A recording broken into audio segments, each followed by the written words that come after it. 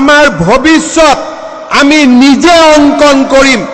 আমাৰ ভৱিষ্যত টকা পইচাই অংকন নকৰে, আমাৰ ভৱিষ্যত আমি নিজে অংকন কৰিম। তেনে একচাম সাহসী আৰু শক্তিশালী যুৱকে আজি অসম পুলিচত নিযুক্তিৰ বাবে প্ৰযত্ন কৰি আছে। অহা অক্টোবৰ মাহত অসম পুলিচৰ নিযুক্তিৰ প্ৰক্ৰিয়া আৰম্ভ হ'ব আৰু 10 মে তাৰিখে আমি এই নতুন নিযুক্তিৰ প্ৰক্ৰিয়া আমি সমাপন কৰিম।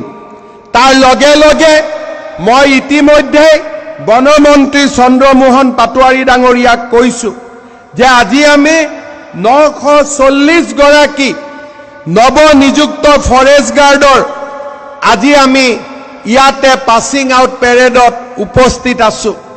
অহা ফেব্ৰুৱাৰী মাহৰ ভিতৰত আৰু 600 নতুন ফৰেষ্ট প্ৰটেকশ্যনত নতুন জোৱানত নিযুক্তিৰ প্ৰক্ৰিয়া আমি আৰম্ভ কৰিব লাগিব, যাতে প্ৰতি বছৰে আমি এনেকৈ এচাম নতুন যুৱকক অসম ফৰেষ্ট বেটেলিয়নত আমি আদৰণি জনাব পাৰোঁ।